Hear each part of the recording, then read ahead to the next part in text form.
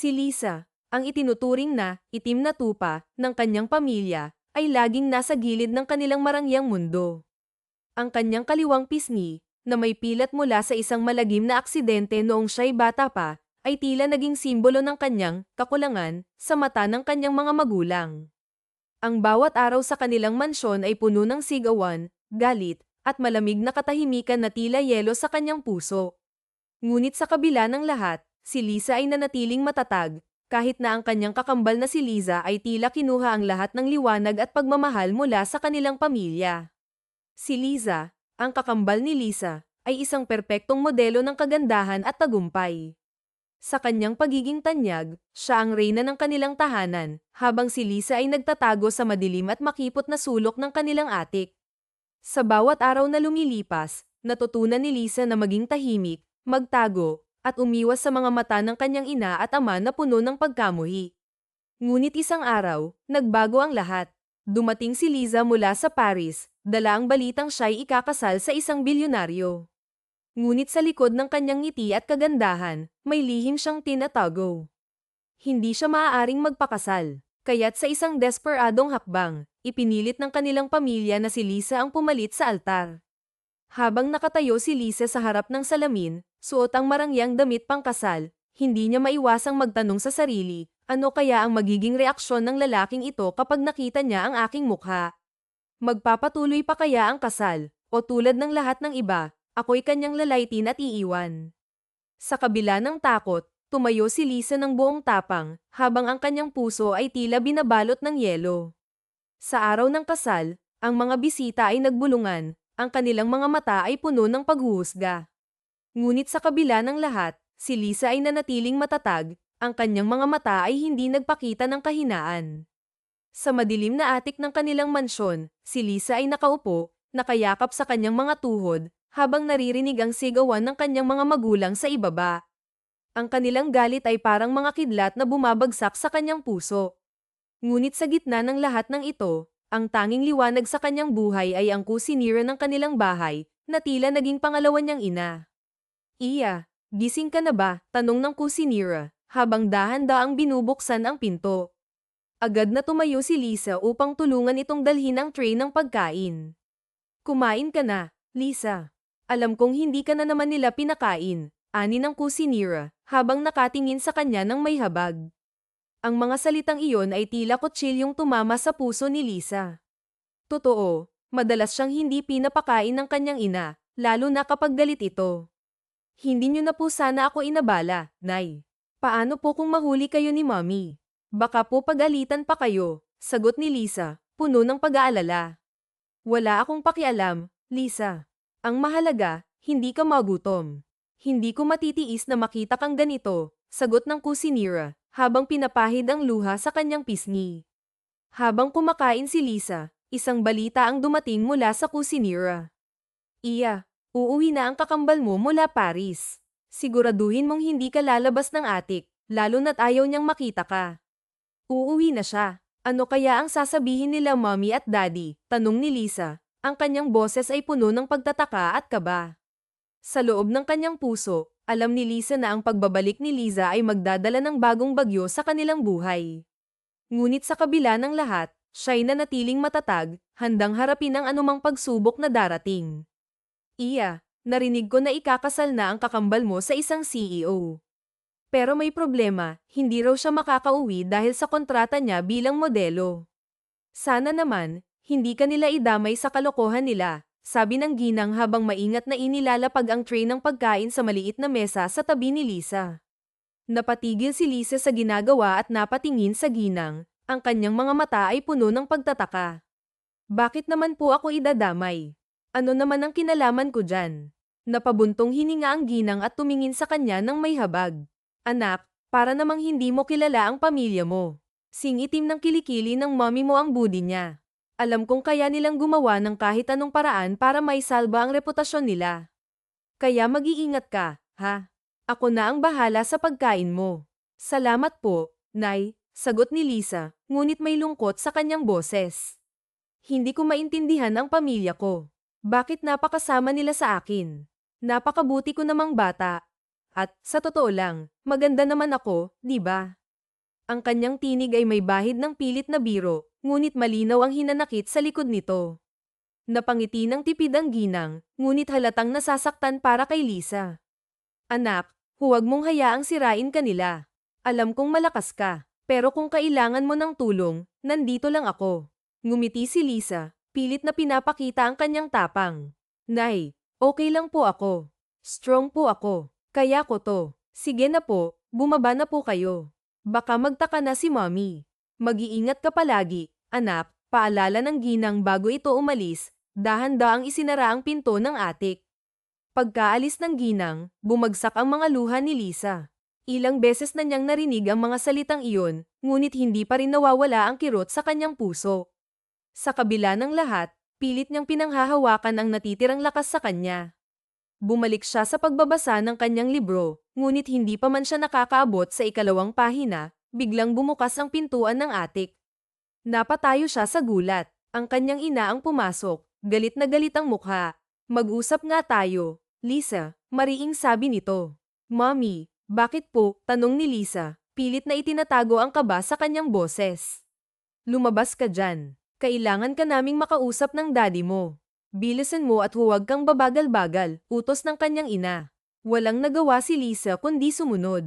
Habang bumababa siya papunta sa living room, ramdam niya ang malamig na tingin ng kanyang ama na tila ba sinisiyasat ang bawat hibla ng kanyang pagkatao. Napayuko siya, pilit na itinatago ang kanyang nararamdamang panliliit. Umupo ang kanyang ina sa tabi ng kanyang ama. Ang kanilang mga mukha ay puno ng seryosong ekspresyon. Hindi na ako magpapaligoy-ligoy pa, Lisa. Panimula ng kanyang ina. Gusto kong ikaw ang pumalit na bride sa kakambal mo hanggat hindi natatapos ang kontrata niya sa pagiging modelo. Nanlaki ang mga mata ni Lisa. Po, pero bakit po ako? Hindi ba ito magiging malaking problema? Paano kung malaman ng kasintahan niya na hindi ako ang kakambal ko? Pansamantala lamang ito, sagot ng kanyang ina, malamig ang tinig. Ikaw ang dadalo sa kasal, pero hindi ikaw ang magiging asawa. Ang pangalan pa rin ng kakambal mo ang ilalagay sa marriage contract. Hindi makakauwi ang kapatid mo dahil kailangan niyang tapusin ang kontrata niya. Pero mommy, malaking gulo po ito kapag nalaman niya, giit ni Lisa, halos hindi makapaniwala sa naririnig. Kaya nga hindi niya maaaring malaman, mariing sagot ng kanyang ina. At hindi niya malalaman, maiintindihan niya ito dahil mahal niya ang anak ko. Wala ka nang magagawa kundi tanggapin ito. Huwag kang mag-alala, hindi ka naman pakakasalan ng ganoong lalaki. Hindi ang isang tulad mo, dagdag nito, ang bawat salita ay parang kutsilyong tumatama sa puso ni Lisa. Hindi na nakapagsalita si Lisa. Sa kabila ng kanyang tapang, ramdam niya ang bigat ng desisyon na ipinapataw sa kanya. Sa loob-loob niya, alam niyang wala siyang magagawa kundi sundin ang kagustuhan ng kanyang pamilya. Ngunit sa kabila ng lahat, tahimik siyang nanalangin na sana, kahit papaano, ay may magbago sa kanyang kapalaran. Wala nang nagawa si Lisa kundi ang sumang-ayon sa kagustuhan ng kanyang ina. Sa kabila ng kanyang sariling mga pangarap, siya ang dadalo sa kasal ng kakambal niya sa susunod na buwan. Ang bigat ng desisyon ay parang isang malaking bato sa kanyang dibdib. Natatakot siya para sa sarili, ngunit alam niyang wala siyang magagawa kundi sundin ang kanilang utos. Sa kanyang kuryosidad, hinanap ni Lisa ang larawan ng kasintahan ng kakambal niya. Nang makita niya ito, napanganga siya sa kanyang nakita. Nanlaki ang kanyang mga mata habang unti-unting lumalapit ang imahe ng lalaki sa screen ng kanyang telepono. Napakagwapo nito, animoy isang modelo sa mga glossy magazine. Ang kanyang matipunong pangangatawan ay parang inukit ng isang dalubhasang iskultor, at ang kanyang ngiti ay tila kayang magpahinto ng oras. Kaya naman pala hindi ito kayang bitawan ng pamilya nila. Idagdag pa na isa itong CEO, napakayaman, napakakisig, at tila perpekto para sa napakaganda niyang kakambal. Ngunit bago pa siya tuluyang lumunin ng awa para sa sarili, pinilit niyang ipikit ang kanyang mga mata at itinulog na lamang ang lungkot na nararamdaman. Umasa siya, kahit papaano, na paggising niya ay may magbabago sa kanyang buhay. Mabilis na lumipas ang mga araw, at sa wakas, dumating na ang araw ng kasal. Habang nakaupo sa harap ng salamin, suot ang napakagandang gown na bumagay sa kanyang kutis, hindi mapigilan ni Lisa ang manginig. Pinagpapawisan siya kahit na malakas ang buga ng aircon sa kwartong iyon. Ang kaba at takot ay parang mga alon na paulit-ulit na binabaha ang kanyang puso. Ang makapal na belo sa kanyang ulo ay tila nagiging kalasag, isang hadlang upang maitago ang kanyang tunay na anyo mula sa kasintahan ng kakambal niya. Nagkakaintindihan naman tayo, hindi ba, Lisa? Malamig na tanong ng kanyang ina habang inaayos ang laylayan ng kanyang gown. Huwag na huwag mong ipapakita ang mukha mo kay Ethan. Baka tumakbo siya paalis. Kapag hindi natuloy ang kasal ng kakambal mo, sa labas ka pupulutin. Walang nagawa si Lisa kundi tumango na lamang. Ang bawat salita ng kanyang ina ay parang mga punyal na tumatama sa kanyang puso. Hanggang sa dumating na ang oras ng kasalan. Habang naglalakad siya papunta sa altar, ramdam niya ang bigat ng bawat hakbang. Ito rin ang pangarap niya, na balang araw ay may kasal sa lalaking tatanggapin siya kung sino siya. Ngunit ngayon, ang pangarap na iyon ay tila isang malupit na biro ng tadhana. Inilibot niya ang kanyang mga mata sa paligid. Napansin niyang puro mga sikat at bigating tao ang naroroon. Ang kanilang mga suot at kilos ay nagpapahiwatig ng yaman at kapangyarihan. Mas lalo lamang siyang kinabahan nang makita ang mapapangasawa ng kanyang kakambal. Mas gwapo ito sa personal, at hindi niya maalis ang malapader ng ngiti sa labi nito. Ang presensya nito ay parang isang ilaw na sumisikat sa gitna ng madilim na gabi. Dito na siya kinain ng konsensya dahil sa panloloko ng kanyang mga magulang. "You're so beautiful, baby," ani ng lalaki sa malambing na tinig, na siyang nagdulot ng matinding kaba kay Lisa. Pinilit niyang ngumiti, kahit naramdam niya ang panginginig ng kanyang mga labi. Ngunit nang maramdaman niyang tila gusto nitong alisin ang belo niya, mabilis siyang kumilos. "Pwede bang huwag mong alisin ang belo?" "Pwede naman, hindi ba?" Mahinang tanong ni Lisa, pilit na itinatago ang kanyang takot. "Oh, sorry, baby. Dapat pala mamaya na," sa Kiss the Bride, sagot ni Ethan, na may halong biro sa kanyang tinig. Hindi mapigilan ni Ethan ang mapatitig sa babaeng nasa harapan niya. Hindi man niya makita ang mukha nito, tila may kakaiba siyang nararamdaman. Para bang ibang babae ang kaharap niya. Ngunit sa kabila nito, hindi niya maitatanggi ang ganang loob niya sa babaeng ito. Ang boses nito ay tila isang awit na humahaplos sa kanyang damdamin. Nagpatuloy ang seremonya ng kasal. Marami pang sinabi ang pari bago sila tuluyang nag-isang dibdib. Ngunit hindi magawang sumagot ni Lisa dahil sa kaba. Ayon sa usapan nila ng kanyang ina, pagkatapos nilang magpirma ng marriage contract, kailangan niyang umalis sa lugar na iyon nang hindi nalalaman ng binata. Ngunit nang biglang i-anunsyo ng pari ang, "You may now kiss the bride," tila huminto ang mundo ni Lisa. Otomatiko siyang napalayo sa lalaki, ngunit huli na. Tuluyan nang natanggal ni Ethan ang belo niya, kaya naman lumantad ang itsura niya sa lahat. Ang katahimikan ng simbahan ay napalitan ng mga bulungan at pagtawa. Samot-saring lay at insulto ang narinig niya mula sa mga tao. Ang bawat salita ay parang mga palason na tumatama sa kanyang puso. Kinain siya ng panliliit, kaya nang akmang aalis na siya, nagulat siya nang bigla siyang yakapin ng binata. "I don't care what they say," bulong nito sa kanyang tainga. At bago pa siya makapagsalita, hinalikan siya nito sa harapan ng lahat ng bisita. Ang halik na iyon ay puno ng tapang at pagtanggap, na tila sinasabi sa kanya na kahit ano pa ang mangyari, hindi siya nag-iisa. Sa kabila ng lahat, naramdaman ni Lisa ang init ng pagmamahal, isang bagay na matagal na niyang hinahanap. Magkakaibang reaksyon ang bumalat sa mukha ng mga tao sa simbahan matapos masaksihan ang eksena. Ang ilan ay napapailing, ang iba na may nagbubulungan habang ang ina ni Lisa ay napatayo mula sa kanyang kinauupuan. Mabilis itong lumapit sa altar kung saan naroon sina Ethan at Lisa, na tila ba nag-aapoy ang mukha sa galit at kahihiyan. "Ethan," simula ng ginang, nanginginig ang boses at may kasamang luha ang bawat salita. "Gusto ko lang sanang humingi ng pasensya sa ginawa ng katulong ko. Hindi ko akalaing magagawa niyang magpanggap sa kasal ng anak ko," dagdag pa nito, sabay punas ng mga luha sa pisngi. Parang binuhusan ng malamig na tubig si Lisa. Hindi siya makapaniwala sa narinig mula sa sariling ina. Ang bawat salita nito ay parang mga punyal na tumama sa kanyang puso. Kaya niyang tanggapin ang pangungutya ng ibang tao, ngunit ang ipako siya sa kahihiyan ng mismong ina ay higit pa sa kaya niyang tiisin. Pilit niyang inabot ang braso ng ina, umaasang marinig siya nito. "Nanay." Mahina niyang tawag, ngunit ang isinukli lamang nito ay isang matalim na tingin na tila nagsasabing wala siyang karapatang magsalita. Napayuko na lamang si Lisa, nanginginig at umiiyak, habang ang mga luha niya ay bumagsak sa kanyang mga kamay. Ngunit hindi nagustuhan ni Ethan ang narinig. Tumayo ito ng buong tikas, ang mga matay kumikislap sa galit habang nakatingin sa ginang. Tingnan mo nga ako, Mrs. Lopez, aniya, malamig ngunit puno ng awtoridad ang boses. Hindi ako ganoon katanga para hindi malaman na anak mo rin ang babaeng ito. Dapat ikaw ang nakakaalam kung bakit ito nangyari. Sa nakikita ko kasi, parang hindi niya ginawa ang binibintang mo. Hindi sa ganoon, tangka ng ginang na magpaliwanag, ngunit pinutol siya ni Ethan. Ano? Ikaw ang ina dito. Bakit mo sinisisi sa kanya? At nasaan ba si Lisa? Dapat ako ang magalit dito dahil kayo ang may kasalanan. Ang anak ko ay nahuli lamang ng uwi. Sorry, hindi namin gustong gawin ito, ngunit kailangan dahil ayaw ay postpone ng anak ko ang kasal. Kaya ba ginamit niyo siya upang ituloy ang kasal? Pero nagawa mo pang i-deny sa harapan ng lahat na hindi mo siya anak. Anong klaseng magulang ka? Matigas na tanong ni Ethan, na nagpatahimik sa lahat ng naroroon. Ang bawat salita ni Ethan ay parang kidlat na tumama sa simbahan.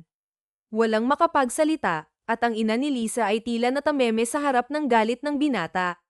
Ngunit sa halip na magpatuloy sa pagtatalo, huminga ng malalim si Ethan at tumingin kay Lisa. Anong pangalan mo, love? Tanong niya, malambing ngunit puno ng determinasyon. Dahan-daang nag-angat ng tingin si Lisa, ang kanyang mga matay puno ng luha. Ang kalahati ng kanyang mukha ay may sunog at pilat, ngunit hindi maitatanggi ang taglay niyang kagandahan. Nangungusap ang kanyang mga mata, matangos ang ilong, at napakapula ng kanyang mga labi na natikman lamang ni Ethan kanina.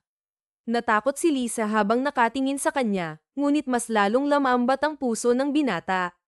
Gusto kong malaman ang pangalan ng babaeng magiging asawa ko, dagdag pa ni Ethan, na ikinagulat ng lahat. Pero hindi ako ang asawa mo, mahina ngunit malinaw na sagot ni Lisa. Sorry kung hinayaan ko itong mangyari, pero sana hindi ka magalit sa kakambal ko. Hindi napigilan ni Ethan ang ngumiti. I won't. Kaya sabihin mo sa akin kung ano ang pangalan mo. Lisa, sagot ng dalaga, halos pabulong ngunit sapat upang marinig ng binata. Lisa ang pangalan ko. Ngumiti si Ethan, at sa unang pagkakataon mula nang magsimula ang araw na iyon, nakita ni Lisa ang tunay na ngiti ng binata, isang ngiti na puno ng pagmamahal at pagtanggap. Napakagandang pangalan, tulad mo, aniya. Lisa, ang pangalan ng babaeng gusto kong makasama. Tumalikod si Ethan at tinawag ang isa sa kanyang mga tauhan. Sean, tawag niya. Yes, sir, sagot nito.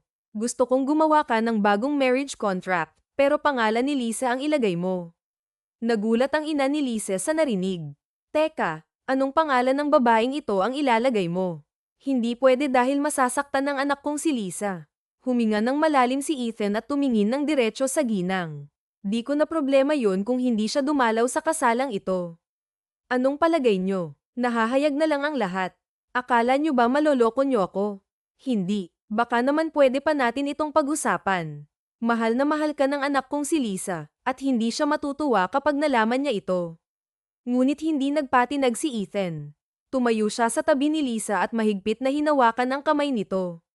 Hindi si Lisa ang pakakasalan ko, aniya. Ngunit ang tinutukoy niya ay ang kakambal. Ang Lisa na ito ang gusto kong makasama, at wala nang makakapigil sa akin. Ang pahayag na iyon ay parang isang bomba na sumabog sa gitna ng simbahan.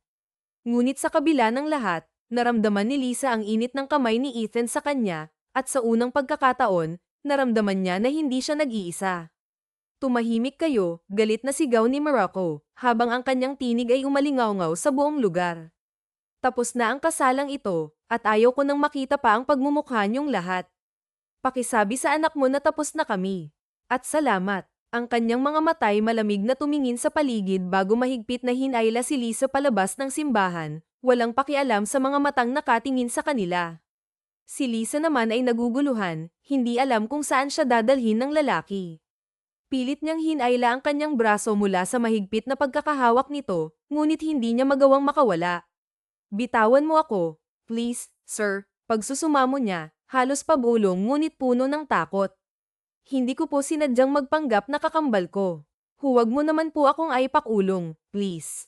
Napahinto si Morocco at tumingin sa kanya, ang mga matay puno ng determinasyon. What are you talking about? Hindi kita ipapakulong dahil uuwi na tayo. Tapos na ang kasal na iyon. Uuwi. Pero bakit kasama ako? Hindi naman po ako ang asawa mo. Kaya naman, uuwi na po ako sa pamilya ko, sagot ni Lisa, na tila nagmamakaawa. Ngunit ang sumunod na sinabi ni Morocco ay parang isang suntok sa kanyang dibdib.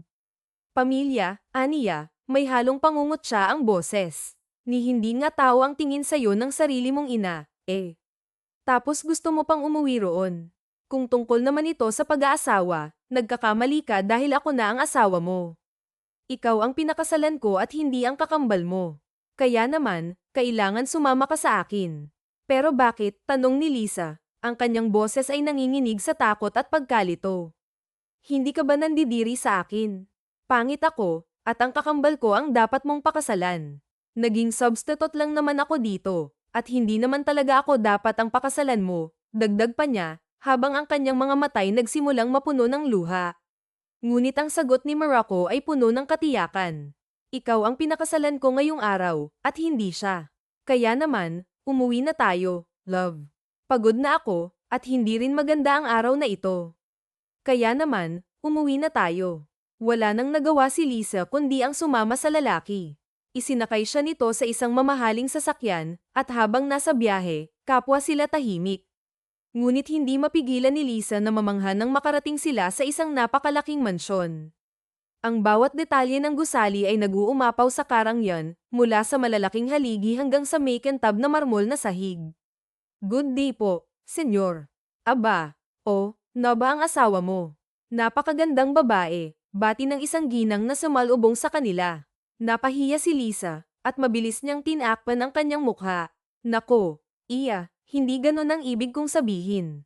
Kahit na may pilat ka, napakaganda mo pa rin talaga. Pasensya na kung hindi maganda ang tunog sa'yo, hingi ng paumanhin ng matanda, na tila sinserong-sinsero. Ngumiti lamang ng tipid si Lisa at pumasok na sa loob ng mansyon. Ang kanyang mga mata ay hindi mapigil ang maglakbay sa bawat sulok ng lugar, ang mga chandelier na kumikislap, ang mga mamahaling painting na nakasabit sa dingding, at ang mga palamuting tila galing pa sa ibang bansa. Hindi niya mapigil ang isipin kung gaano kayaman ng lalaking ito, na ngayon ay kanyang asawa. Iya, ang damit na pwede mong masuot. Magpalit ka na nang makapagpahinga ka na, alok ng ginang habang iniaabot ang isang set ng mag-agarang damit. Nasan po si ano? Napahinto si Lisa, nahihiyang itanong kung nasaan ang lalaking pinakasalan siya. Nako, ang asawa mo ba? Nasa opisina niya. Chok, naabala na naman sa trabaho ang isang iyon. Okay po, gusto ko lang po sana siyang makausap ng masinsinan. Kung ganoon, ikaw na ang tumungo sa opisina niya, iya. Kumanan ka lamang sa pasilyong yan at makikita mo ang itim na pinto. Okay po, at maraming salamat po, sagot ni Lisa bago siya dahan-daang naglakad patungo sa opisina ni Morocco. Habang naglalakad, hindi niya mapigil ang kabahan. Ang bawat hakbang niya ay tila nagdadala ng mas mabigat na tanong sa kanyang isipan. Ano ang gagawin niya ngayon? Bakit siya ang pinakasalan ng lalaki? At ano ang magiging kahulugan nito sa kanyang buhay? Pagdating sa pintuan, kumatok siya ng mahina. Pasok, sabi ng boses mula sa loob. Binuksan niya ang pinto at nakita si Morocco, nakaupo sa likod ng isang malaking mesa, ang kanyang mga matay nakatuon sa mga papel na hawak niya. Ngunit nang makita siya nito, ngumiti ito ng bahagya. Lisa, tawag nito, ang boses ay mas malambing kaysa kanina. Halika. At sa sandaling iyon, naramdaman ni Lisa na nagsisimula ng magbago ang kanyang mundo. Di ko na problema yun kung hindi siya dumalaw sa kasalang ito. Anong palagay nyo? Nahahayag na lang ang lahat. Akala nyo ba maloloko nyo ako? Hindi. Baka naman pwede pa natin itong pag-usapan. Mahal na mahal ka ng anak kong si Lisa, at hindi siya matutuwa kapag nalaman niya ito. Kaya naman, Morocco, baka naman pwede mong pag-isipan muna ito. Hindi si Lisa ang pakakasalan ko. Anak ko siya, pero hindi siya nababagay sa'yo. Shut up. Tapos na ang kasalang ito, at ayaw ko nang makita pa ang pagmumukha niyong lahat. Pakisabi sa anak mo, tapos na kami. At salamat, Matigas na sabi ni Morocco bago hinayla si Lisa paalis ng lugar na iyon. Nagtataka naman si Lisa kung saan siya dadalhin ng lalaki, kaya naman sinubukan niyang hilahin ang sariling braso na hawak nito. Bitawan mo ako, please, sir. Hindi ko po sinadyang magpanggap na kakambal ko. Huwag mo naman po akong aipakulong, please. What are you talking about? Hindi kita ipapakulong dahil uuwi na tayo. Tapos na ang kasal na iyon. Uuwi. Pero bakit kasama ako? Hindi naman po ako ang asawa mo. Kaya naman, uuwi na po ako sa pamilya ko. Pamilya, ni hindi nga tao ang tingin sa'yo ng sarili mong ina, eh. Tapos gusto mo pang umuwi roon. Kung tungkol naman ito sa pag-aasawa, nagkakamali ka dahil ako na ang asawa mo. Ikaw ang pinakasalan ko at hindi ang kakambal mo. Kaya naman, kailangan sumama ka sa akin. Pero bakit? Hindi ka ba nandidiri sa akin? Pangit ako, at ang kakambal ko ang dapat mong pakasalan. Naging substitute lang naman ako dito, at hindi naman talaga ako dapat ang pakasalan mo, aniya sa binata. Ikaw ang pinakasalan ko ngayong araw, at hindi siya. Kaya naman, umuwi na tayo, love. Pagod na ako, at hindi rin maganda ang araw na ito. Kaya naman, umuwi na tayo. Wala nang nagawa pa si Lisa kundi ang sumama sa asawa. Isinakay siya nito sa mamahaling sasakyan.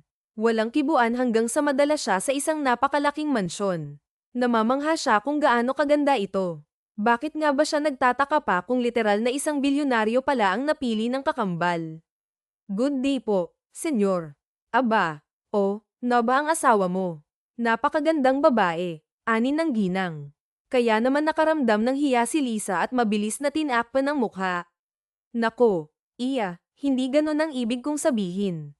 Kahit na may pilat ka, napakaganda mo pa rin talaga. Pasensya na kung hindi maganda ang tunog sa'yo, hingi ng paumanhin ng matanda sa kanya. Ngumiti lamang ng tipid si Lisa at pumasok na sa loob ng mansyon. Iginiya siya ng ginang patungo sa napakalaki at napakagandang silid. Talaga namang nakakahanga ang mga palamuti rito. Hindi mo rin gugustuhin na dumihan ang napakakinis na sahig. Ang damit na pwede mong masuot. Magpalat ka na nang makapagpahinga ka na. Nasan po si ano? Nakaramdam pa siya ng kahihiya na itanong kung nasaan ang lalaking pinakasalan siya. Nako, ang asawa mo ba? Nasa opisina niya. Chok, naabala na naman sa trabaho ang isang iyon. Okay po, gusto ko lang po sana siyang makausap ng masinsinan. Ikaw ang tumungo sa opisina niya, Kumanan ka lamang sa pasilyong yan at makikita mo ang itim na pinto. Okay po, at maraming salamat po, hingi niya ng pasalamat sa ginang. Nagtungo na siya sa banyo na ubod ng laki. Nakakahiya man umupo sa bathtub, umupo na siya roon. Unang dampi pa lang ng tubig sa katawan niya ay napapikit siya, dala ng presko at kaginhawaan nito sa kanya. Samantala, sa kabilang banda naman, sa opisina na may dim na ilaw, naroon si Morocco na tahimik na sumisimsim ng wine sa hawak na baso. Hindi pa rin kasi niya matawagan ang nobya upang kausapin kung ano ba ang nagawa niyang kasalanan at bakit ginawa ito sa kanya. Hindi niya magawang magalit kay Lisa, ang babaeng pinakasalan. Bagkus, naaawa siya sa babae dahil mukha itong napakabuting tao. Sa huling dial ni Morocco sa numero ng kasintahan, sa wakas, sumagot na ito. Kitang-kita sa kamera ang namumutla nito, marahil nakarating na rito ang balitang ibang babae na ang pinakasalan niya. Babe, bungad ng babae, hindi na ako magpapaligoy-ligoy pa. Lisa, anong kalokohan ang ginawa mong to? Tingin mo ba kaya ko pang tanggapin ito? Enough is enough. Sorry, hindi naman sa ganun. May kailangan lang akong tapusin kaya naman hindi ako makauwi. Ayoko naman na iurong ang kasal natin, kaya naman pinakiusapan ko si Lisa na pumalit muna sa akin. Lolokohin pa ako ng magulang mo. Sana sinabi mo na hindi ka makakapunta dito para hindi ako nagmukhang tanga sa harapan ng mga tao. You know what, Lisa? This is too much. Literally too much. Babe, you know how much I love you, right? Kaya ko lang naman ito ginawa dahil may kontrata pa ako na kailangang tapusin. Alam kong magagalit ka, kaya naman hindi ko masabi. Please, give me 2 months at uuwi na ako ng Pinas. Please, how about your twin? Idinamay niyo pa siya sa kalokohan niyo ng ina mo. I'm sorry. Basta, uuwi ako after 2 months para ayusin kung ano man ang ginawa kong mali. Please wait for me. Pagsusumamo ni Morocco sa kabilang linya. Napabuntong hininga na lamang si Morocco at saka na binitawan ang cellphone. Ipinikit ang mga mata dahil sa pananakit ng sentido niya.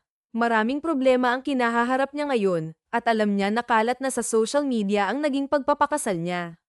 Wala siyang pakialam sa pagkasira ng reputasyon niya. Ang inaalala niya ay ang dalagang nadamay, ang babaeng hindi mawala sa isip niya. Kahit kawangis ito ng kasintahan, ay may kakaiba dito. Nagbalik lamang siya sa ulirat nang makarinig siya ng mahihinang katok. "Come in." Aniya pa. Bumukas ang pintuan at iniluwan nito si Lisa na nakayuko.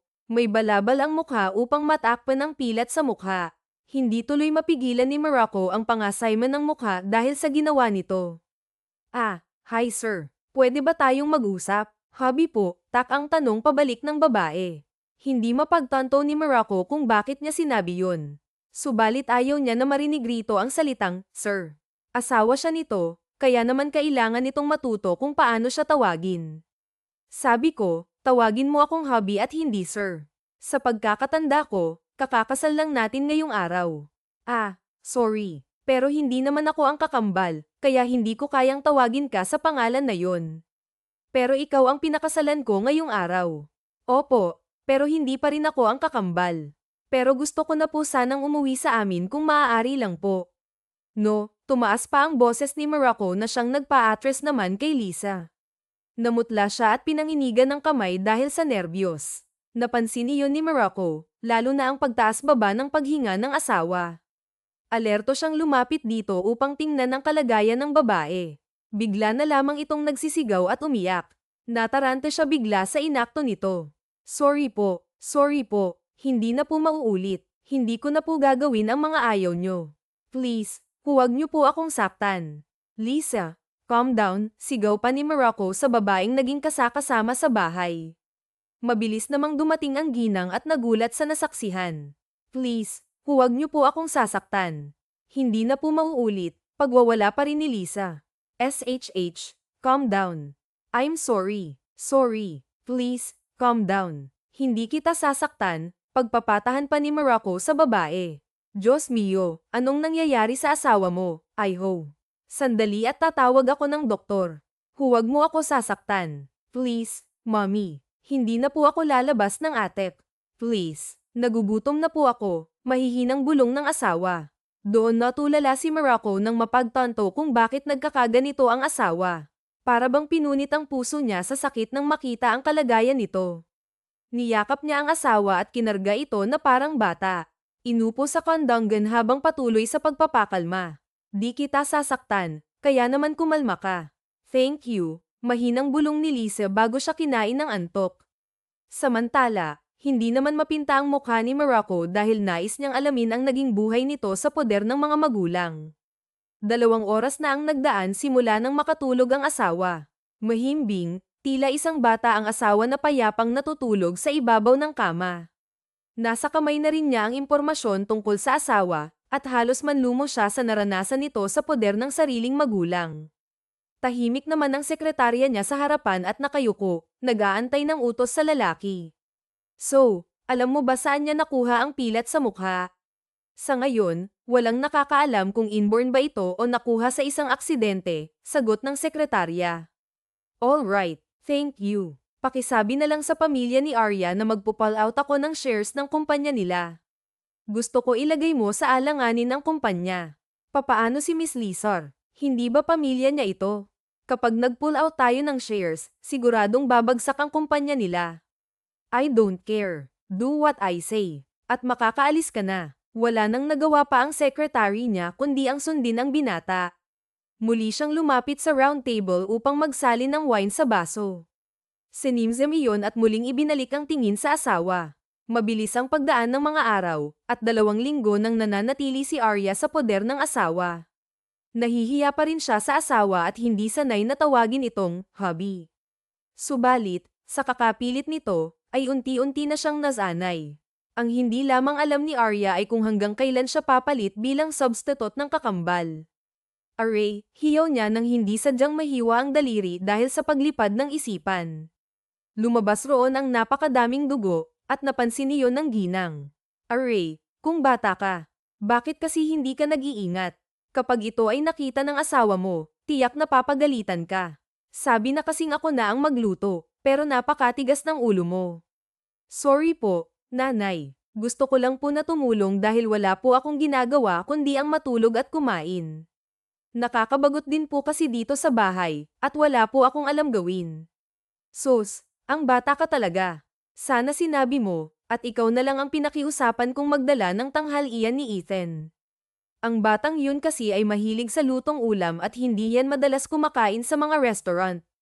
Araw-araw akong naghahatid ng tanghalian niya, pero dahil ikaw ang naiinip, ikaw ang magdala ng pagkain niya. Ngumiti pa ng malawak ang ginang. Pero nanay, nakakahiya po kung ako yung magdadala. Tsaka hindi naman po niya alam.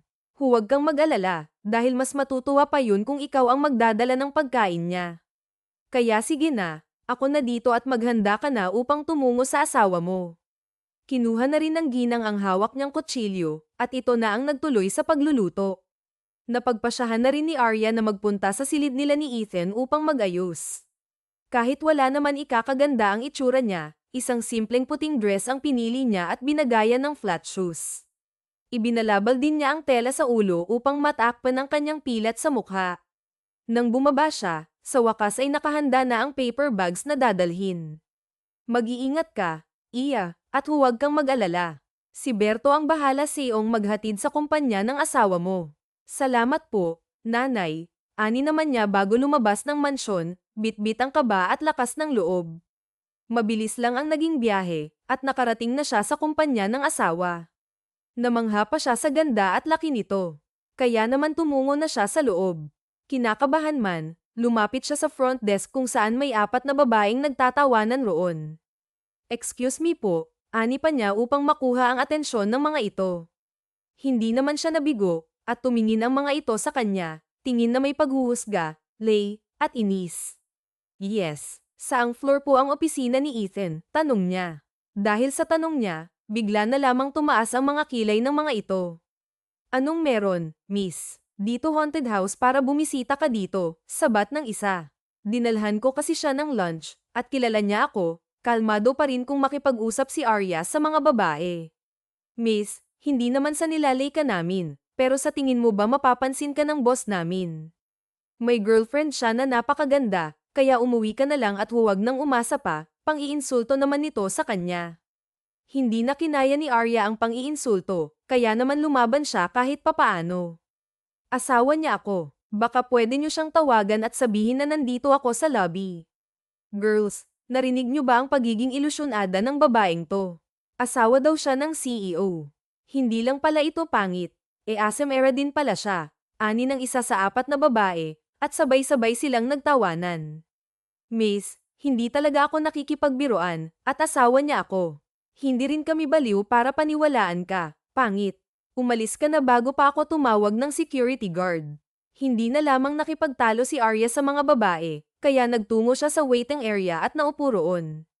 Tago ito, kaya naman hindi siya masisita kung sakaling magtagal siya roon. Aantayin na lamang niya na lumabas ang asawa kung sakali. Hindi kasi niya matawagan ito dahil wala siyang cellphone. 2 oras na siya roon, hanggang sa isang gwapong lalaki ang lumapit sa kanya. Ikaw si Arya, hindi ba? Tanong pa nito sa kanya. Yes. Bakit po? Nauutal pa niyang tanong pabalik sa binata. May kinausap itong kung sino sa cellphone, hanggang sa makita na lamang ni Arya si Ethan na tumatakbo at pawis na pawis. Nagulat pa siya nang bigla itong yamakap sa kanya at tiningnan ang buong katawan niya. Nakaramdam tuloy siya ng pagtataka kung bakit ito pawis at takot. Saan ka galing? Ba't hindi ka pumasok sa opisina ko? Kasi hindi ko alam at hindi ako gustong papasukin ng mga empleyado mo, kaya nag-antay na lang ako dito at baka sakaling lumabas ka. Sinong mga empleyado? Bigla namang bumagsak ang mukha nito. Sila, inosenteng turo pa niya sa 4 na babae na namumutla habang nakatingin sa kanila ngayon. Hinayla siya ni Ethan at lumapit sa front desk.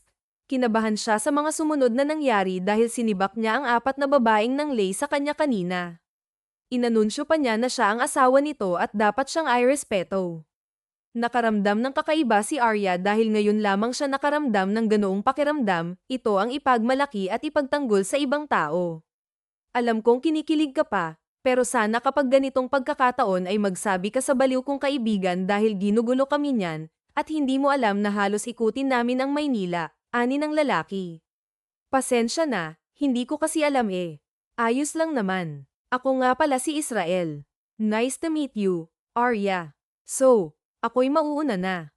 Basta na lamang sumibat ang lalaking nagpakilalang si Israel. Gwapo ito at matangkad, ngunit may pagkapilyo ang mukha.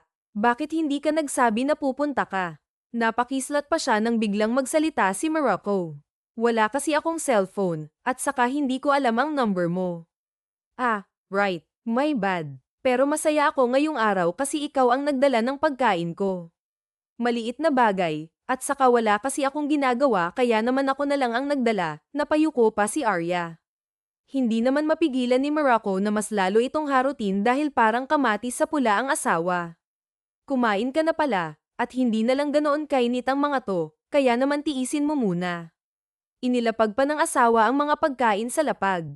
Kumain naman ng tahimik si Morocco, at nang matapos siya, muli siyang napatingin kay Arya na abala sa kakakalikot sa cellphone niya. Naisip tuloy siya ng plano upang makapagbakasyon na rin sila. Mamayang gabi, maghanda ka ng mga damit na masusuot natin, panimula niya upang makuha ang atensyon nito. Magbabakasyon tayo sa probinsya ko kung saan ako lumaki. Kailangang kasama ako. Bakit hindi? Asawa kita, at kailangan mo rin makilala ang mga mahal ko sa buhay. Salamat, pero gusto ko lang sana itanong kung hanggang kailan mo ako magiging asawa. Kailan babalik ang kakambal ko? Nawala naman bigla ang saya ni Morocco dahil sa biglang tanong ng asawa. Kasal tayo, pero hindi ba siya naman dapat ang pakakasalan mo? Siya ang pinakasalan mo. Baka masaktan ang kakambal mo. Hindi siya ang pinakasalan ko kundi ikaw. Hindi ko na rin kasalanan kung bakit niya ito ginawa, pero huwag mo yang isipin dahil kasal tayo, malamig na tugon ni Morocco. Hindi rin niya maintindihan ang sarili kung bakit kailangan pa iyon ipaalala ng babae. Sa mga nagdaang araw, hindi na talaga sumagi sa isipan niya si Lisa. Ang alam ng isipan niya ay si Arya ang asawa. Ilang beses din niyang nakausap si Lisa at pinapaalala ang nakaraan nila, subalit hindi niya maipaliwanag ang kagustuhan na balikan ito. Ang pangarap kasi ni Morocco ay pakasalan ang babaeng nagligtas sa kanya, ngunit paano pa niya gagawin iyon kung nababaliw na siya sa babaeng ngayon lamang niya nakilala? Sorry, gusto ko lang naman malaman kung kailan ako pwedeng umalis. Walang aalis, wife. Walang aalis, pinal niyang sabi, kaya muling nanaig ang katahimikan ng buong opisina. Hindi na muling napag-usapan ang tungkol sa paghihiwalay. Hindi na rin naglakas pa ng loob si Arya na muling tanungin ang asawa dahil ramdam niya ang pagbabago ng mood nito. Kinagabihan, nag-empake sila ng mga damit, at kinabukasan din ay bumiyahe sila pauwi sa probinsya ni Morocco. Ganoon na lamang ang gulat ni Arya nang mabungaran ang probinsya na kinalakihan niya. Bigla niyang naalala ang lolo't lola niya na nag-alaga sa kanya noong 7 taong gulang pa lamang siya. Dito ka lumaki. Yes, welcome sa lugar kung saan ako lumaki, wife. Sa malaking bahay na gawa sa kahoy doon sila nagtungo ni Morocco. Ito ang may bitbit ng maleta, at nakasunod lamang siya sa likuran nito. Mag-asawang may katandaan na ang sumalubong sa kanila. Oh, pala ang asawa mo. Napakaganda mo naman, Iya. Salamat at pinakasalan mo ang apo naming baliw, biro pa ng matandang babae. Napangiti naman si Arya dahil sa galak na hindi siya trinato ng masama ng mga ito. Tinanggap siya ng buo at hindi kailanman pinansin ang pagkakaiba niya sa kanila. Masaya siyang nagtampisaw sa gilid ng malinis na sapa matapos niyang tumulong sa lola ni Morocco sa pagpipitas ng mga hinog na mangga. How are you, wife? Nag-enjoy ka ba dito? Tanong pa ni Morocco, at ito na ang nagtali ng buhok ng asawa dahil nakakalat ito sa magandang mukha. Oo. Naalala ko lang noong bata pa ako. Dito din ako madalas maligo. Tapos may malaking puno ng makopa dyan sa tapat ng kubo na iyon. Napansin pa ni Morocco ang lungkot at sakit sa mukha ng asawa, kaya mas lalo siyang naging interesado dahil ramdam niya ang tinatago ng asawa. Ah, ang dahilan kung bakit ako nagmukhang halimaw. Tumawa pa ito ng pilit at mahina. Pwede mong sabihin sa akin, pero okay lang din naman kung hindi mo pa kaya. Umiling si Arya at ngumiti ng malapad. Napag-isipan niya na ito ng ilang araw. Mabait ang lalaki sa kanya, kaya naman dapat lamang na malaman nito ang totoo kung saan nga ba niya nakuha ang pilat sa kanyang mukha. Wala na rin naman magagawa kung malaman pa nito ang katotohanan dahil alam niya na magwawakas din ang kanilang masayang pagsasama. Ang totoo niyan, nakuha ko ito sa isang sunog na nangyari dito noong 7 taong gulang pa lamang ako. Walang nakakaalam kung sino ang may gawa ng sunog na yun, pero may isang batang lalaki kasi na natrap roon sa loob ng kubo. Nawalan siya ng malay. Walang naglakas ng loob na iligtas siya, pero ako ang sumugod doon. Gusto ko siyang iligtas, pero sa kasamaang palad, nagawa ko siyang mailigtas at siya naman ang naging dahilan ng pagkasunog nitong mukha ko dahil sa malaking kahoy na bumagsak sa amin. Noong una, akala ko okay lang, maayos pa itong muli paglaki ko, pero wala na akong kakayahan pa. Hindi ko nga alam kung nasaan na ba yung bata na yun. Sana nasa mabuting kalagayan siya ngayon, nakangiting kwento ni Arya kay Morocco na tahimik lamang sa tabi nito. Maraming katanungan ang nasa isip niya. Kinakabahan, nanginginig, at gusto niyang umiyak. Nanginginig ang mga kamay niya dahil gusto niyang yakapin ang asawa. Siya ang may kasalanan kung bakit nasira ang mukha nito. Siya ang batang iniligtas nito noon. Ngunit bakit? Inakala niyang si Lisa ang batang iyon. Nang magising siya sa ospital, isang batang babae ang naroon, at ang sabi, ito ang nagligtas sa kanya. Bago pa siya mawalan ng malay, nakita niya ang mukha ng batang iyon. Iyon din ang dahilan kaya nais niyang pakasalan si Lisa, dahil ito ang nagligtas sa buhay niya. Ngunit mali pala ang paniniwala niya matapos ang sunog na yun. Anong nangyari sa'yo? Bakit hindi mo pinaayos ang mukha mo? Hindi naman na kailangan. Bata pa naman ako noon. So, hindi matanggap ni Mommy. Pangarap kasi niya sa amin ni Lisa na maging modelo. Nag-cancel sila ng mga kontrata ko dati dahil nga sa naging lagay ko. Hindi ko sila masisisi dahil nga pumangit ako. Love, hindi ka pangit, okay. Huwag mong isipin yan. You're so beautiful, at alam mo yan. Ikaw ang pinakamagandang babae na nakilala ko. Payak na napangiti si Arya sa sinabi ni Morocco. Alam naman niya kung bakit nito sinabi ang salitang iyon. Marahil naaawa siya sa lagay niya, o nakakaawa naman talaga siya ng lubos. Salamat, pero pwede ba akong humingi ng pabor sa'yo, Morocco? Oo naman. Pwede bang tratuhin mo ako ng hindi pinapakitaan ng kakaiba? Pwede bang maging mabait ka sa akin, ngunit hindi ka magiging sweet? Hindi mo ako pakikitaan ng kabutihan na may ibang ibig sabihin. Gusto kong itrato mo ako na tila hindi ako mahalaga. Kasi sa totoo lang, alam ko naman na matatapos ito. Ibabalik kita sa kakambal ko, at hanggat kaya ko pa, sana ay mabitawan pa kita. Pamatak ang luha sa mga mata ni Arya nang sa wakas ay maamin niya ang tunay na nararamdaman. Ilang araw niya na itong pinag-iisipan kung tama pa ba ang nararamdaman niya para sa asawa. Alam niyang hiram lang ang asawang nasa harapan niya, ngunit hindi niya mapigilan ang sarili na hindi ito ibigin. Ito lamang kasi ang tanging tao na ang tingin sa kanya ay hindi isang halimaw. Alam naman niya na hindi siya mamahalin nito, at mali ang ibigin ang minamahal ng sariling kakambal. Hindi mo naman kailangang sumagot sa inamin ko sa'yo eh. Pero mas bibigat din kasi kung hindi ko sasabihin. Alam ko na masama ang mahalin ang dapat na asawa ng kakambal ko. Kaya naman kapag nakauwi na siya ng Pinas, hindi mo naman ako kailangan pang isipin. Tumawa pa siya ng pagak. Bakit ko naman gagawin yan? May sikreto din ako na hindi mo alam. Sa pagkakataong ito, si Morocco naman ang lumuluha sa harapan ni Arya. Gulat at hindi makapaniwala si Arya sa nakikita ngayon sa asawa. Lumuhad pa ito sa harapan niya, yamakap sa kanyang bewang, at doon lumuhan ng tahimik. Naguguluhan siya sa inaasal nito subalit nanatili siyang tahimik at pinakikiramdaman ito. Ang batang iniligtas mo noon ay ako, Arya. Ako ang batang yun. I'm sorry. Ang inakala ko ay si Lisa ang batang yun. Siya ang naroon ng mga panahon na magising ako, kaya siya ang inakala ko. Hindi ko alam, hindi ko sinasadya na masira ang buhay mo dahil sa akin. Alam ko, hindi naging madali ang buhay mo, lalo na sa pamilya mo, pag-amin ni Morocco. Anong sinabi mo? Ako ang batang lalaki na iniligtas mo noon. Ako ang may gawa kung bakit nasira ang mukha mo. Sorry, love. I'm really sorry. Paano? Ikaw yun, Morocco. Tanong ni Arya, hindi makapaniwala. Huwag mo naman akong paasahin. Dahil ako yun. Ako. Babawi ako. Babawi ako sa lahat ng pagkukulang ko sa'yo. Mali ako ng babaeng nakilala agad. Kung alam ko lang, Hindi ka mahihirapan ng ganito, Arya. Sorry, patawarin mo ako. Tahimik lamang na lumuluha si Arya, samantalang yakap naman siya ni Morocco na patuloy sa paghingi ng kapatawaran. Tulad nga ng sinabi niya, hindi siya galit. Wala siyang maramdaman na galit sa asawa dahil kagustuhan niya ang pagligtas rito noon.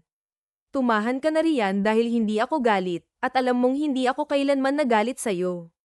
Hindi kita sinisisi. Alam mong hindi kailanman, at hindi yun mangyayari.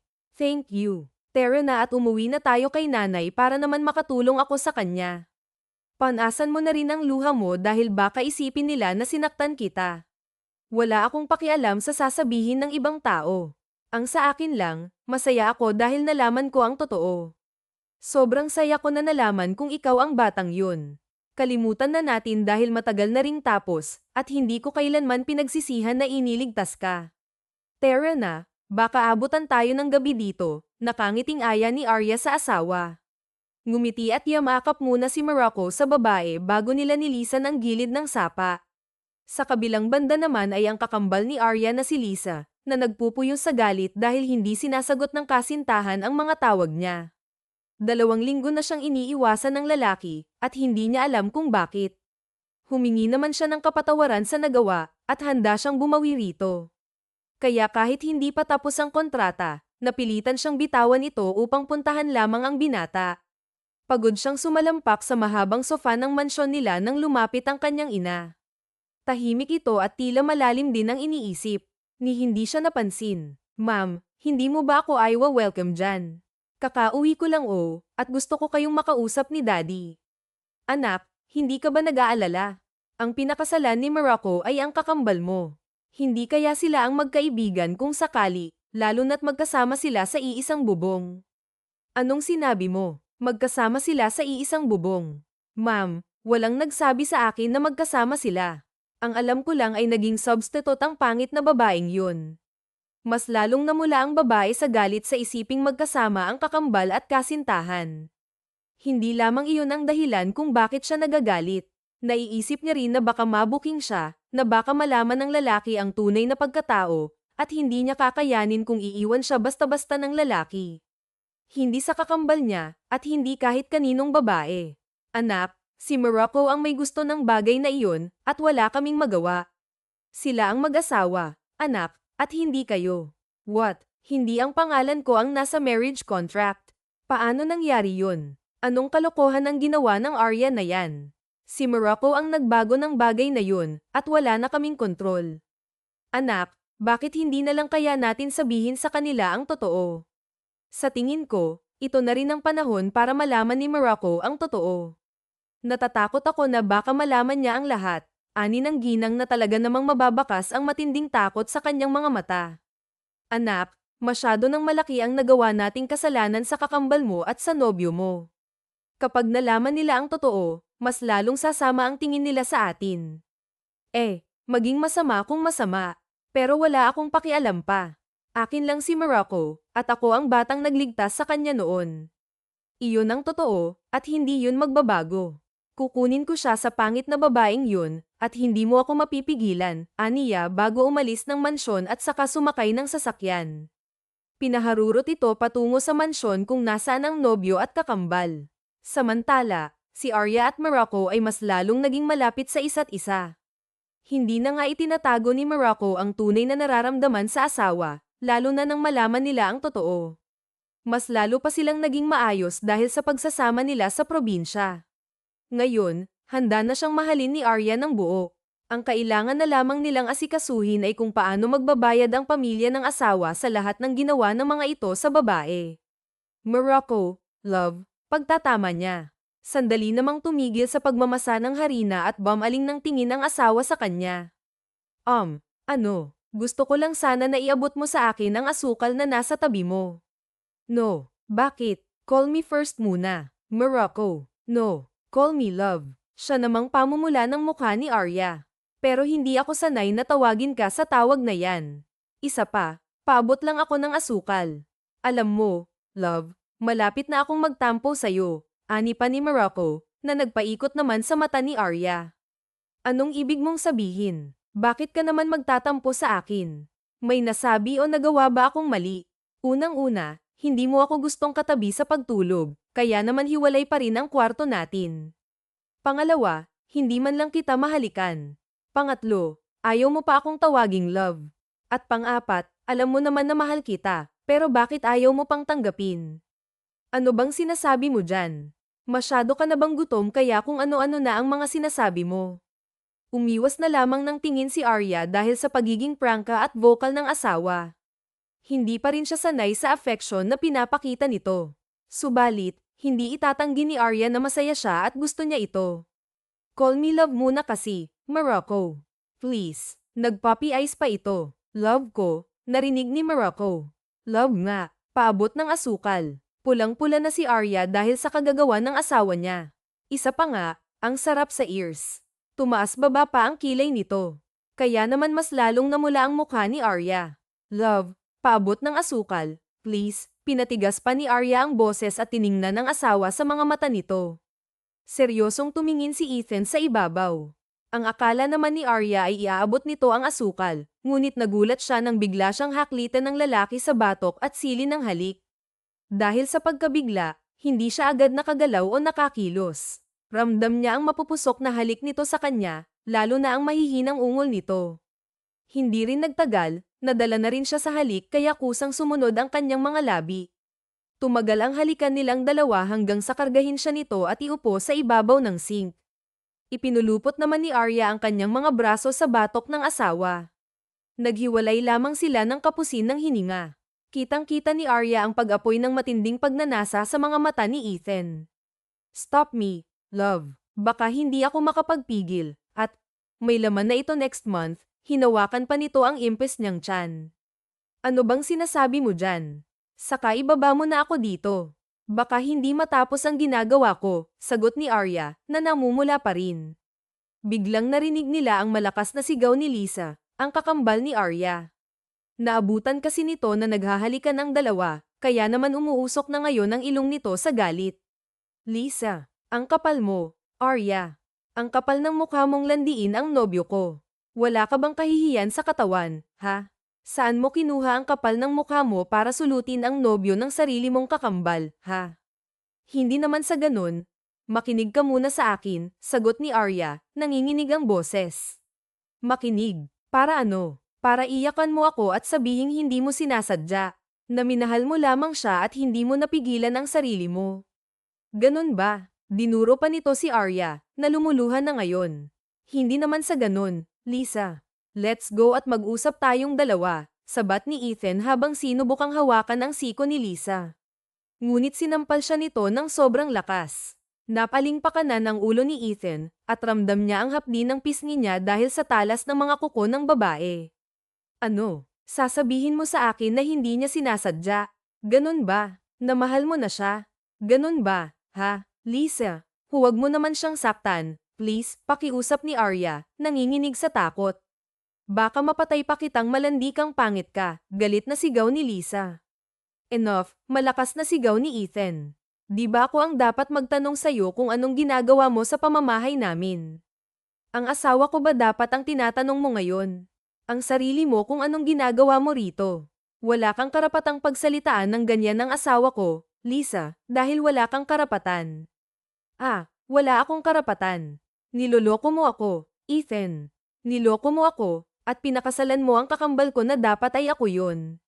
Wala akong karapatang masaktan. Bakit? Sinaktan mo ako, tapos wala pa rin akong karapatan.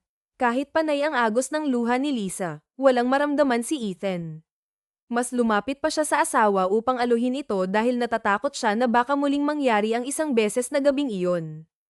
Ikaw ang may gusto na maging substitute siya sa kasal natin, hindi ba? Ikaw ang hindi pumunta sa kasal natin, kaya anong kinagagalit mo, ani ni Ethan? Sandaling natahimik si Lisa, dahil hindi ko pwedeng iwanan ang trabaho ko. Pero sana hindi pangalan niya ang nilagay mo sa marriage contract. Girlfriend mo pa rin ako. You're wrong. Dahil ang araw na ginawa mo yun, wala ka ng kasintahan. Malaki ang nagawa mong kasalanan sa akin, Lisa. Malaking malaki. Kaya umalis ka na bago pa ako ang magpalaya sa'yo, pagbabantaan ni Ethan. Ngunit hindi talaga nagpatinag ang babae. Ano, ha? Tinatakot mo ako ngayon. Ganun ba? Dahil lamang sa pangit na babaeng yan. Tama na. Dapat magkaroon ka ng konting kakapalan ng mukha para sabihin yan sa babaeng tunay na nagligtas sa akin noon. Binigyan mo ako ng maling paniniwala, Lisa. Pinaniwala mo ako na ikaw ang batang yun noon. Kaya naman, anong karapatan mong magalit ngayon sa akin, ha? Anong sinasabi mo dyan? Ako ang batang yun, at hindi si Arya. Hindi mo na mabibilog ang ulo ko, Lisa. Umalis ka na ng pamamahay ko bago pa ako maubusan ng pasensya sa'yo. Umalis ka na, at tantanan mo na ako simula ngayon dahil wala na tayong dapat pang pag-usapan. Ako ang tunay na nagligtas sa'yo, Ethan, hindi si Arya. Bakit hindi siya ang tanungin natin, ha? Arya. Hinayla pa nito si Arya at saka hinawakan sa magkabilang braso. Napahiyaw naman sa sakit si Arya nang maramdaman ang matatalim na kuko ng kakambal na bumabaon sa kanyang balat. Ngayon, sabihin mo sa kanya ang totoo na ako talaga ang batang yun at hindi ikaw, Arya. Hindi ba? Hindi ka naman sinungaling, at mahalaga sa'yo ang kaligayahan ko. Aminin mo sa kanya na hindi ikaw, at ako ang batang yun. Kinain ng matinding takot si Arya dahil ganito ang ugali ng kakambal niya tuwing may pinapagawa itong kasalanan sa kanya. Sinasaktan siya nito at pinagbabantaan, kaya wala siyang lakas ng loob na ipagtanggol ang sarili niya. Pamatak ang mga luha niya nang mas bumaon ang mga kuko ng kakambal sa kanyang braso. Subalit, nakita niya ang mukha ni Ethan na labis na nag-aalala para sa kanya. Doon siya nakakuha ng lakas ng loob upang itulak ang kakambal at sampalan ito ng malakas. Sa lakas ng sampal, sumubsob si Lisa sa malamig na tiles. How dare you, nang gagalaiting sigaw nito sa kanya. Tama na. Simula ngayon, tama na ang pagpapanggap na ikaw ang batang nagligtas sa kanya noon, dahil hindi magiging ikaw, ako. Tama na, Lisa. Masyado nang malalim ang kasinungalingang ginawa mo, at sa pagkakataong ito, hindi ko papayagan pa. Nasaktan mo ako, puno ng tapang na sabi ni Arya sa kakambal. Sinungaling ka. Paanong ikaw ang nagligtas sa kanya kung ako ang nasa sunog na yon? Ako ang batang nagligtas sa kanya, at alam mo yan dahil magkasama tayo noong mga oras na yon. Magkasama tayo, pero nang mahulog sa akin ang mga nagbabagang kahoy, iniwan mo ako, Lisa. Tama na ang pagsisinungaling dahil hindi na ako papayag na ako na naman ang gawin mong masama. Hindi ako papayag na saktan mo ang lalaking mahal ko. Umalis ka na sa pamamahay namin bago pa ako ang kumaladkad sa iyo palabas rito, matapang na sabi ni Arya. Ethan, ako na naman. Baby, please, maniwala ka sa akin, at huwag kang maniniwala sa babaeng yan. Pakiusap, ako ang nobyo mo ng matagal na panahon. Bakit mas pipiliin mo pa siya kaysa sa akin? Oo, inaamin ko na hindi ako ang batang yun, hindi ako ang nagligtas sa'yo, pero bale wala lang ba yun sa'yo? Hindi ba mahalaga sa'yo ang mga alaala at pinagsamahan nating dalawa? Wala akong pakialam sa mga alaala na sinasabi mo, Lisa. Ang lahat ng yon ay kasinungalingan mo. Kaya paano ko pa panghihinayangan ang mga yon? Tama na, nakagawa ka na ng isang beses na kasinungalingan, at huwag mo nang dagdagan pa, walang ganang sabi ni Ethan sa dalaga. Umalis ka na, dahil wala ka nang babalikan sa akin simula ngayon, huling sabi ni Ethan bago niya ay nalalayan ng asawa paakyat ng second floor. Bago pa sila makaakyat ng dalawa, narinig nila ang mahinang bulong ni Lisa. Ngunit hindi na muling lumingon ang dalawa at naglakad na paalis. Makalipas ang 2 oras mula nang mangyari ang insidente na magpapabago ng buhay nila, narito si Arya at Ethan sa kanilang silid. Ginagamot ng babae ang kalmo sa pisngi ng lalaki. Kanina pa rin, iyak nang iyak si Arya dahil ani ay nasira ang gwapong mukha ng asawa. Bakit ka ba umiiyak? Malayo ito sa bituka, tanong ni Ethan. Paano kasi? Sayang ang gwapo mong mukha. Dapat kasi umilag ka. Hindi nga kita sinaktan, tapos sasampalin ka lang niya, sagot ni Arya. Okay lang ako. Ang dapat tanungin ko ay, ayos ka lang ba? Gusto mo bang makita ang pamilya mo? Hindi naman kita pagbabawalan, love. Gusto mo ba silang makita? Tanong ni Ethan. Huminto sa ginagawa si Arya at tumingin sa asawa.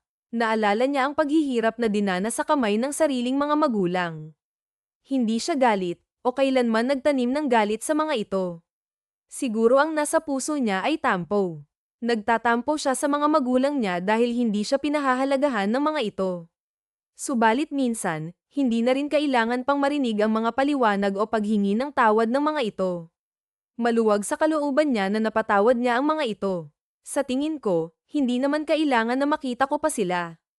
Ikaw ang mahalaga sa akin, Ethan. Ikaw na ang bagong pamilya ko ngayon, at ang magiging pamilya natin. Hindi man naging maganda ang naging buhay ko sa pamilyang iyon, subalit naging masaya ako dahil isinilang ako sa mundong ito. Pinapatawad ko na sila sa lahat ng nagawa nilang kasalanan sa akin, pero hindi na para makita pa sila. Ikaw ang iniisip ko, ikaw ang gusto kong maging prioridad, love. Kayo ng mga magiging anak natin. Wala na akong masabi. Bakit binigyan ako ng asawa na nakanukan ng bait at ganda? Bakit kasi ngayon ka lang dumating, at kailangan ko pang masaktan ng sobra bago ka dumating, biro pa ni Ethan. Loko, halika na at gamutin na natin ang sugat mo dahil baka ma-infection pa yan. Sayang naman kung hindi mamanahin ng anak ko ang poging mukha na to. Bakit, love, handa ka na bang magkaanak sa akin? Handa ka na bang isilang ang mga anak ko at manahin ang kagandahang loob mo? Love, handa ako. Simula nang mahalin kita, handa ako sa lahat ng bagay, at handa akong maging ina ng mga anak mo. Kaya naman huwag kang magtatanong ng ganyan sa akin dahil hindi mo alam kung gaano ko gustong magkaroon ng anak sa'yo. Ikinulong pa ni Arya ang mukha ng asawa, tsaka pinalatan ng halik ang tungki ng ilong nito. Mahal kita. Mahal na mahal kita. Bumaba ang halik ni Arya sa pisngi ni Ethan. Hahalikan sana niya ito sa labi ng kusang ngumuso ang lalaki. Natawa na lamang si Arya dahil sa baliw niyang asawa. Ang tagal ng kiss ko, Sino ba kasing nagsabi na hahalikan kita, ha? Masyado ka namang assuming, Tinitingnan ko lang ang mukha mo. Akala mo naman hahalikan ka na, biro din niya sa asawa. Ganun, ha? Gina, ganyan mo na ako ngayon, ha? Pinasasabik mo ako sa labi mo, ganun ba? Para sabihin ko sa'yo, love, mas lalo akong nananabik sa ginagawa mo. Sisiguraduhin ko talagang may maliit at maingay na batang tumatakbo dito, loko, sagot ni Ethan. Pero bago ang lahat, gusto ko lang sanang itanong sa'yo, love, kung handa ka bang ipaayos ito. Hinalikan pa ni Ethan ang pilat sa pisngi ni Arya. Hindi naiyak si Arya dahil pangarap niya iyon. Kahit hindi maibalik ang dati niyang mukha, mabawasan lamang iyon, ngunit ilang doktor na ang nilapitan niya noon at hindi na raw maayos pa. Gusto ko, pero hindi na kasi siya kaya naman hindi ko na pinipilit pa. Pero okay lang naman at hindi naman siya nakakasagabal sa akin, ngumiti pa siya ng pilit. Alam kong umaasa ka na maayos pa ito, at hindi kita bibiguin. Kung kailangan ko pang ipunin lahat ng magagaling na doktor sa buong mundo, ay gagawin ko. Kaya magtiwala ka lang sa akin, sabi ni Ethan. Ngiti lamang ang isinagot ni Arya sa asawa dahil sa loob-loob niya, naniniwala siya dito. Magtitiwala siya dahil kahit kailan ay hindi siya nito binaygo. Bago sila lumipad sa ibang bansa, hindi na kailanman muling nanggulo ang kakambal ni Arya. Nabalitaan nila na lumipad na rin ito sa Paris upang ipagpatuloy ang pangarap. Nakangiti nilang iniwan ni Ethan at Arya ang Pilipinas para sa nalalapit na operasyon ni Arya. Lumipas ang 2 taon at nanatili pa ng 1 taon si Arya sa ibang bansa dahil sa matagal na recovery niya mula sa operasyon niya. Nagdalang tao kasi siya, at hindi siya maaaring sumailalim sa surgery. Kaya naman hindi muna natuloy ang nalalapit na operasyon. Nauna na rin umuwi ng Pilipinas si Ethan, dala ang 1 taong gulang na anak na si Holland, ang pinagbiyak na bunga ni Ethan, at wala man lang nakuha kay Arya. Hindi naman mapakali si Ethan dahil sa kakaiyak ng anak, at kailangan niya rin magmadali dahil pauwi na ang asawa. Di mo ba kayang patahanan ng anak mo? Kanina pa iyak ng iyak yan. Ani ni Denmark, bit-bit din ang anak na umiiyak. Kapal ng mukha mong sitehin ako, samantalang hindi mo nga rin mapatahimik ang anak mo, sagot naman ni Ethan sa kaibigan. Ako na nga, at nagtatalak pa kayong dalawa. Sa kasabi ng asawa ko, malapit na raw sila lumapag sa NAIA, kaya bilisan nyo, ani naman ni Israel at sinubukang kargahin ang bata. Ngunit hindi pa niya ito naangat nang makaamoy sila ng mabaho. Hininga mo ba yun? Finland, tanong pa ni Israel sa isa pa nilang kaibigan na abala naman sa paglalagay ng gatas sa lagayan. Kapal ng mukha mo. Ang layo-layo ko sa'yo. Baka kasi bunga ngayon ni Uman. Duro na naman ito sa isa pa nilang kaibigan na naglalagay naman ng diaper sa bag. Bakit ako, ha? Ang layo ko sa inyo. Bilisan nyo na lang dyan at baka magalit ang asawa ko sa kabagalan nyong taglay, naiinis namang sabi ni Uman. Ikaw magpalit ng diaper ng anak mo. Tumatae pala, binigay pa ni Israel ang bata kay Ethan. Wala namang arte na kinuha ito ni Ethan at inihiga. Pinalitan niya ito ng diaper, at tumigil naman sa kakaiyak ang bata. Ready na ba kayong lahat? Sasanduan na natin ang mga asawa natin. Isang linggo na akong hindi nakakatulog sa mga anak namin, eh. Alina at sunduin na natin sila, ani naman ni Denmark bago sila sumakay sa sasakyan. 2 oras ang biyahe patungong Naiya. Dahil sa traffic, para silang mga hari na lumabas sa kotse, bitbit ang kanya-kanyang mga anak. Kaya naman ang mga nakakakita sa kanila ay hindi mapigil ang mapalingon. Sino ba ang hindi, kung mukhang mga modelo ang 6 na magkakaibigan? Si Denmark, nabatbit ang 1 taong gulang na anak at 2 pang nasa 7 taon at 5 taon. Si Oman, nakarga ang nag-iisang anak na babaeng nasa 3 taong gulang. Si Israel, nabatbit din ang 2 anak na nasa 4 at 5 taon. Si Finland, dala ang anak na nasa 2 taong gulang. Ang panghuli ay si Spain, na naglalaro ng Mobile Legends sa cellphone nito. Hoy, loko, baka gusto mong tulungan ako sa mga gamit ng mga bata. Wala ka nang inatupag dyan kundi paglalaro ng lintik na online games na yan, sita ni Denmark sa kaibigan. Aba, kasalanan ko ba na nagpaparami kayo ng anak? Jesus, ang sabihin mo, gusto mo rin, kaso hindi pwede dahil ayaw pa ng asawa mo, bura naman ni Uman. Tigilan mo nga ako, nasaan na yung mga gamit nyo nang wala kayong masabi? Naglakad na sila papasok ng airport. Nakita nila agad ang mga asawa na magkakasama at nagtatawanan. Oo, ang mga asawa nila na nagpasyang samahan si Arya sa huling 1 linggo nito roon bago man sila umuwi ng Pinas. Nagbakasyon ang mga asawa nila at sila ang nag-alaga sa mga bata. Sabay-sabay na tumakbo ang 5 babae sa mga asawa nila. Walang kasing saya ang mga ito. Samantala, tahimik na nag-aantay si Ethan sa asawa. Hindi pa niya ito nakita simula nang matapos ang operasyon ng asawa. Kinakabahan siya at excited na makitang muli ang asawa. Hindi naman siya binaygo nito dahil isang napakagandang babae ngayon ang naglalakad palapit sa kanya. Napakagandang babae na may malawak na ngiti sa labi. Naiyak si Ethan dahil sa nakikita ngayon ng asawa niyang nakakasilaw ang ganda at tila isang anghel na bumaba sa langit. Love, you're so gorgeous, mahinang bulong ni Ethan sa asawa. I miss you, love. I miss you, baby Holland. Nasaan ang kiss ko? Ani pa ni Ethan dahil inunang kinuha ni Arya ang anak. Pwedeng ang anak muna natin bago ikaw. Aba, namiss ko ang anak ko, ang napakagwapo kong anak. Pinaliguan pa ni Arya ng halik ang anak niya kaya naman tawa ito ng tawa. I miss you, ani pa ni Ethan sa asawa. I miss you so much din, love. Kung alam mo lang kung gaano kahirap na mapalayo sa inyo. Pero nandito na ako, hindi na tayo maghihiwalay ulit. Mahal na mahal kita, at maraming salamat sa lahat ng ginawa mo para sa amin ni Holland. Gagawin ko ang lahat para sa'yo, para maging masaya ka. Nasaan na ang kiss ko? Bakit hindi mo pa ako gustong halikan? Kunwari pang nagtampo ito. Tawa lamang ang nagawa ni Arya bago siya lumapit sa asawa at halikan ito sa labi. Tumagal ang halikan nila kaya nakarinig sila ng kutsa mula sa mga kaibigan. Mamaya ka sa akin, biro at pagbabanta pa ni Ethan sa asawa. Tawa lamang ang nagawa ni Arya bago sila magkahawak kamay na sumunod sa mga kaibigan nila.